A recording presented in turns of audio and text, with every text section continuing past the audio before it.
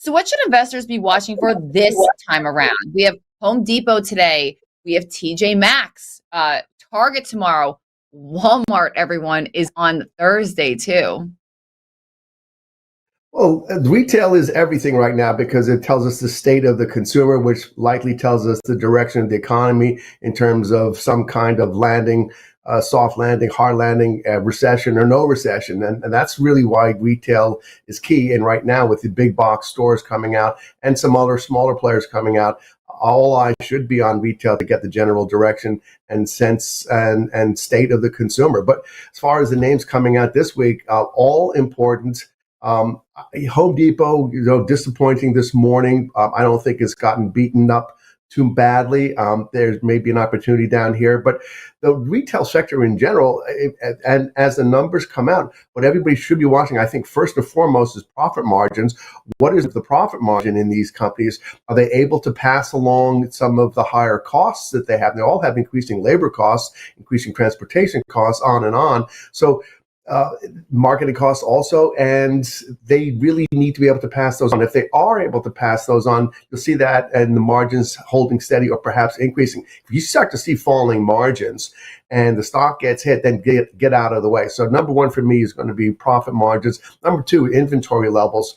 2022 saw an increase of something like 12% in inventories by the end of the year. Inventories retail-wise were something like $740 billion at the end of 2022, a $78 billion increase over the year before. So they haven't been able to move that inventory. They had a very slow holiday season. Spring hasn't been so great.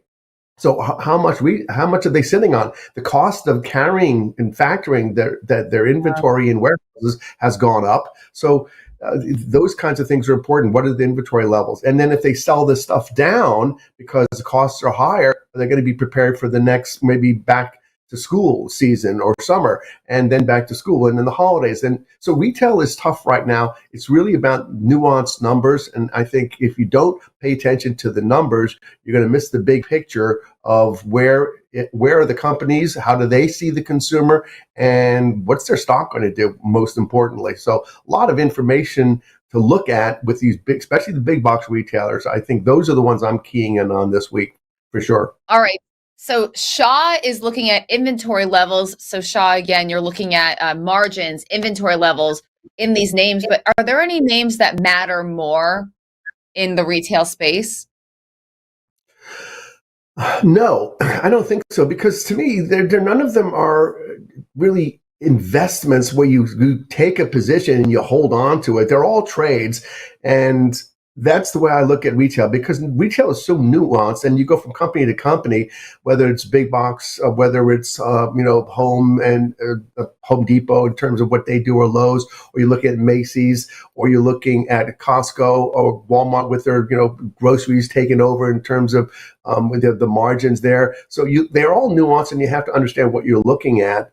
So they're not, I don't think you can take a long-term view of any retail company and just sit back. And if it goes against you, go, well, it's going to go my way eventually. You have to trade them, and which means be nimble, especially around earnings. Yes. So while there aren't some of your favorites out there, are there ones that you wouldn't touch with the famous Shaw 10-foot pole? No, I will give you my favorites. My favorites right now are Amazon and Alibaba. Look at that. Because first of all, the consumer's shown a preference for online channels and also markdowns. So that bodes well for Amazon. It bodes well for Alibaba. And I do like Chinese stocks. I think, if you're going to take a longer term perspective, you start with a trade, but I like those two. They've been beaten up enough where I like to see a turn in them. And I think they can manage a slower economy, whether it's here or in China, and eventually do really well. You look at stocks like some of the ones that have gotten beaten up, like Home Depot's gotten beaten up, Target's gotten really beaten up, used to be one of my favorites, Macy's, some of the ones that have done well. You look at the stock of Walmart, TJ Maxx, holy mackerel. It's like, what's going on there?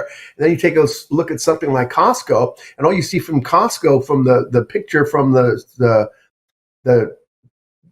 I'm just going to call it a graph because there's a lot of stuff that obviously makes up the pricing, but it's a giant wedge, and it can go either way for Costco. So you got the things you might look at because there's momentum. You look at stuff that has been beaten up. Do you want to buy that or you want to short that because it's going down? And then you look at something like Costco. It's like, is this an opportunity one way or the other?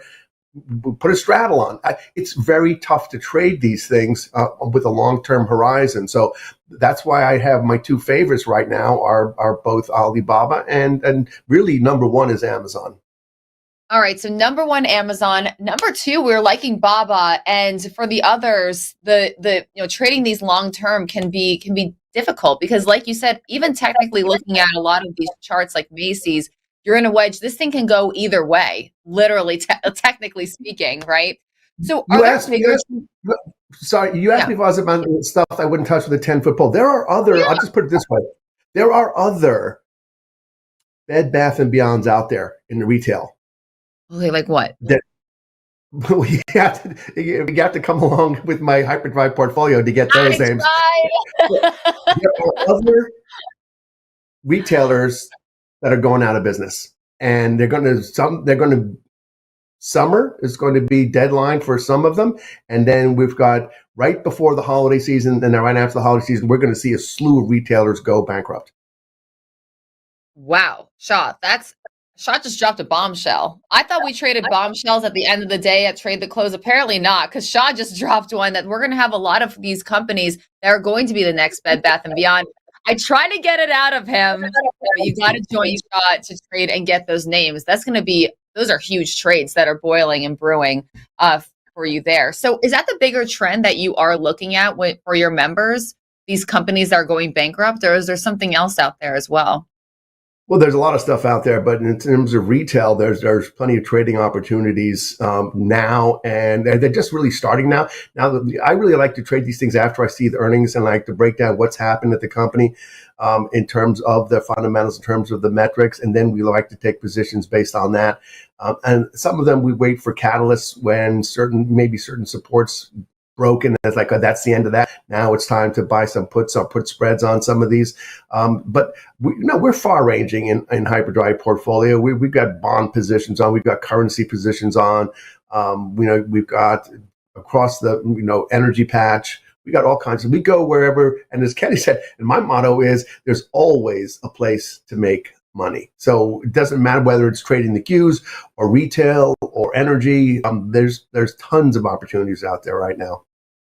Thank you, Shaw. And Shaw does his Thursday Buy This and Not That live appearance on retail stocks. If you have not added it to your calendar or aren't subscribed to Total Wealth, well, then you're missing out. And like I said earlier, we do not have FOMO here on Monday Morning Live. We'll give it right No to you. FOMO. No FOMO. No FOMO.